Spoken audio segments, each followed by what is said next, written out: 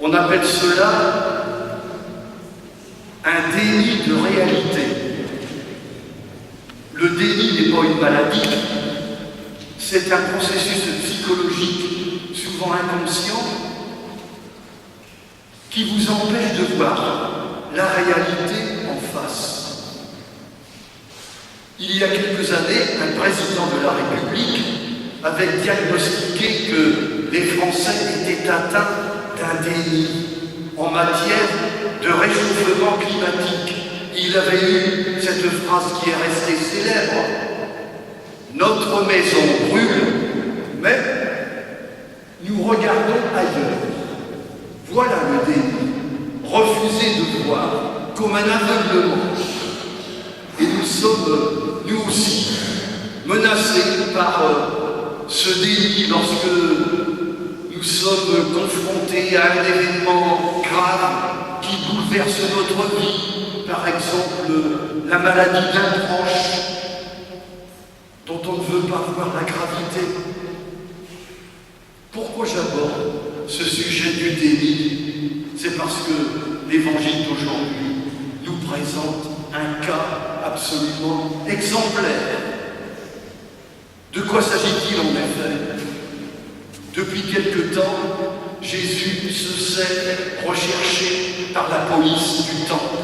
Et depuis quelque temps, il vit en semi-clandestinité. Il a décidé de prendre du temps pour préparer ses disciples à la tragédie qui s'annonce. Le Fils de l'homme va être livré aux mains des hommes. Ils le tueront. Vous avez remarqué?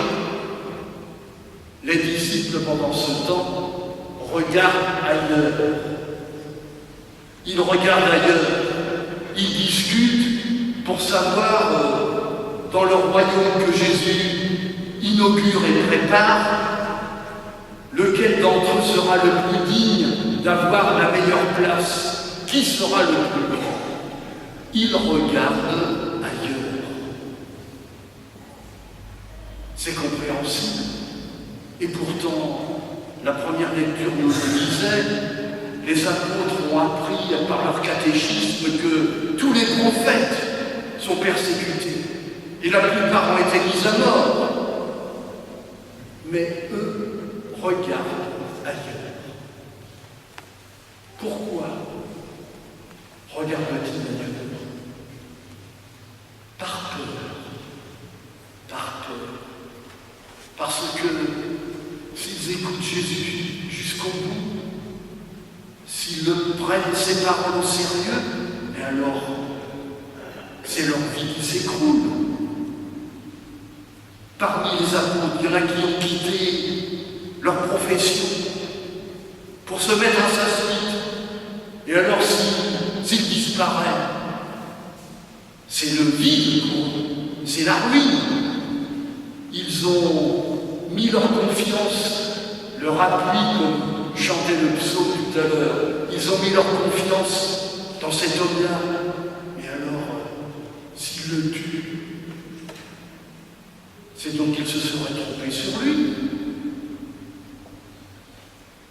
Il y a quelques années, un prêtre que j'admirais beaucoup, au moment de mourir, a été pris d'une angoisse sur le bien fondé de sa vie, sur ses engagements, sa confiance qu'il avait mis dans le Christ. Me suis-je trompé? C'est terrible. C'est terrible. Et je comprends les disciples qui sont tentés de regarder ailleurs.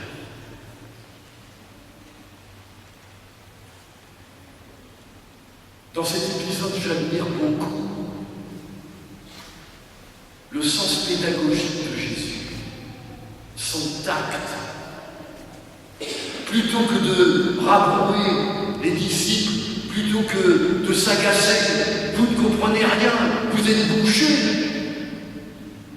il prend le temps de revenir à leur vie, à ce qui fait leur préoccupation. De quoi discutez-vous? Les disciples ne sont pas des aigles, ils ne volent pas haut. Leur préoccupation, c'est le rat des pâquerettes.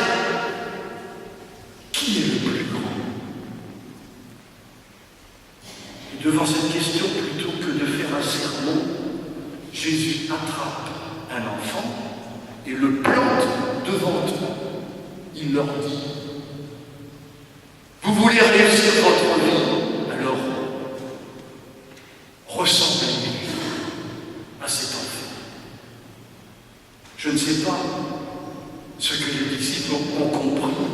C'est pas marqué dans l'Évangile. Moi, j'ai essayé de comprendre pourquoi Jésus a dit cela. Un enfant. Qu'est-ce que ça nous apprend, un enfant?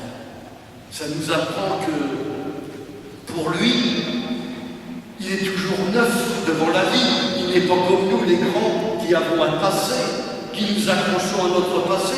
Il est tout neuf, il n'a pas de passé. Il est tout neuf, toujours tourné vers l'avenir. Il m'arrive d'avoir regardé à la télé des reportages sur la guerre. Je me souviens une fois d'avoir vu au milieu des décombres et des ruines fumantes apercevoir des gamins qui jouent dans les ruines et même qui rient. Et il me semble que cette image est la parfaite illustration de ce que Jésus essaye de faire comprendre à ses disciples. Le Fils de l'homme va être livré aux mains des hommes, ils le tueront et il ressuscitera. Ce jeu et ce rire des enfants comme le message qu'il y a toujours un chemin possible. Le chemin de Jésus n'est pas une impasse, il débouche. Il débouche. Nous sommes tentés par le déni, tentés par regarder ailleurs devant le message de Jésus qui est si déroutant et pourtant si simple, puisqu'il suffit de contempler un enfant pour le comprendre.